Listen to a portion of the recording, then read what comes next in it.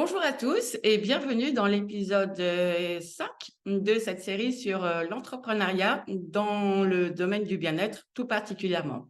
Cette série de vidéos, comme je vous l'ai dit, est faite pour vous aider à réussir dans votre entreprise, que vous soyez coach, thérapeute, réflexologue, sophrologue, bref, que vous soyez dans le domaine du bien-être. Cette série de vidéos est faite particulièrement pour vous aider à réussir dans votre entreprise.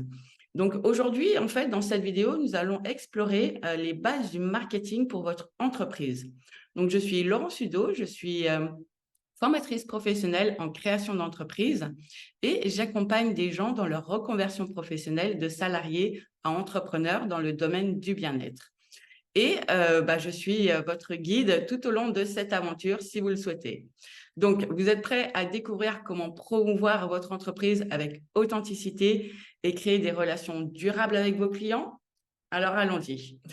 Alors, lorsqu'il s'agit en fait de commercialiser votre entreprise, plus particulièrement dans le bien-être, parce que le marketing n'est pas quelque chose de naturel pour le type de profil que vous êtes, il est important en fait de comprendre les principes de base du marketing et c'est ce que nous allons voir dans cette vidéo parce que le marketing, hein, c'est tout, c'est vraiment large et il y a des gens qui sont des spécialistes du marketing. Donc, ici, ce n'est pas le but de cette vidéo. Ici, c'est vraiment vous aider à comprendre les bases pour que vous en fassiez un outil et non plus un poids dans le développement de votre entreprise.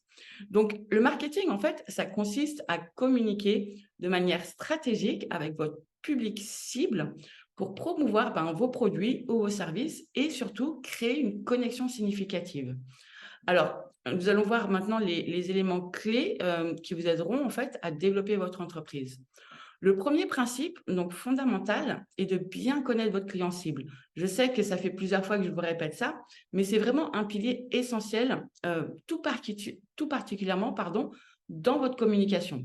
Donc, prenez le temps de définir votre public idéal en identifiant ses besoins, ses désirs et ses aspirations. Si vous avez regardé ma vidéo précédente sur la niche et comment trouver sa niche, tout ça sont des éléments que vous avez normalement déjà travaillé en identifiant votre client cible. Donc, connaître ses besoins, ses désirs et ses aspirations. Et ça veut dire quoi? Ça veut dire de comprendre les problèmes auxquels il fait face et comment vous apportez une solution unique à son problème. Donc, cette compréhension en fait approfondie vous permettra de créer aussi des offres ciblées et aussi de vous démarquer sur le marché. Si vous ne savez pas de quoi je parle, retournez voir ma vidéo sur la niche. Comment trouver sa niche. Donc, un autre élément, en fait, c'est, on parle beaucoup en marketing d'analyse de la concurrence qui est soi-disant essentielle. Alors, dans votre cas, ce n'est pas essentiel. C'est important de regarder, en fait, qu'est-ce qui se passe autour de vous sur le marché. Donc, renseignez-vous sur les autres entreprises dans votre domaine, étudiez leur approche, leurs points forts, leurs faiblesses. Et alors, ça vous aidera à vous positionner en fait de manière distinctive. Et c'est vraiment ça, en fait, le but ici. Ce n'est pas d'aller vous comparer, d'aller copier, d'aller dupliquer un système qui marche pour quelqu'un d'autre, mais c'est vraiment de trouver votre positionnement et votre unicité sur le marché. Donc, c'est vraiment identifier votre proposition de valeur unique, c'est-à-dire ce qui vous rend, vous, spécial et différent. Et tout le but du jeu, en fait, c'est de mettre en avant ça, ce qui vous distingue, afin de créer en fait une véritable valeur ajoutée pour vos clients et que vos clients en fait se reconnaissent tout de suite dans ce que vous avez à proposer. Donc, si on parle des bases du marketing, nous devons parler des canaux de communication pour promouvoir votre entreprise. Donc, bien sûr, les médias sociaux, les réseaux sociaux sont un outil puissant pour atteindre votre public cible.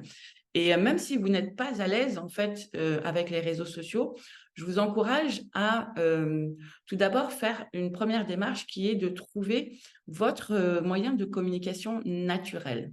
C'est-à-dire, est-ce que vous êtes plus à l'aise et surtout fluide et vous-même quand vous êtes en vidéo, par écrit, en audio. Enfin, vraiment, cette première étape de connaître votre mode de communication naturel est important pour créer un autre point que je vais voir plus tard dans cette vidéo, mais votre authenticité, parce que l'authenticité est un des piliers aussi fondamentaux du marketing.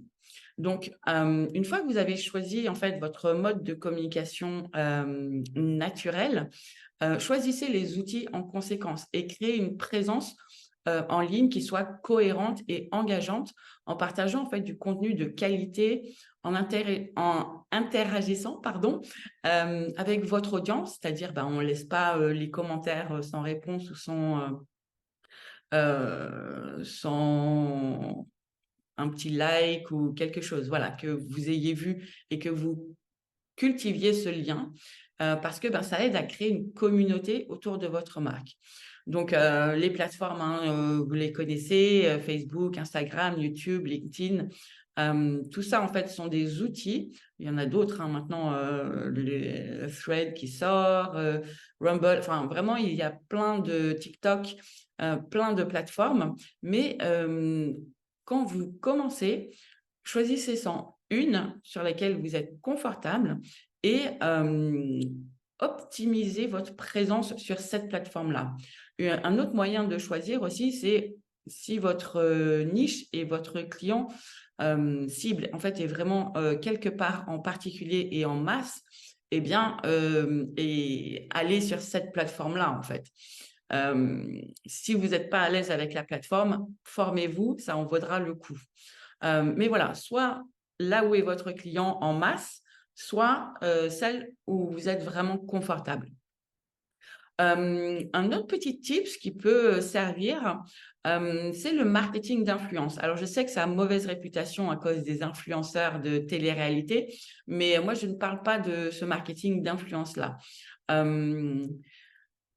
Qu'est-ce qu'on entend en fait par marketing d'influence, en fait, qui peut être un moyen efficace, c'est d'identifier des personnes qui sont influentes dans le domaine, dans votre domaine et qui partagent des valeurs similaires aux vôtres.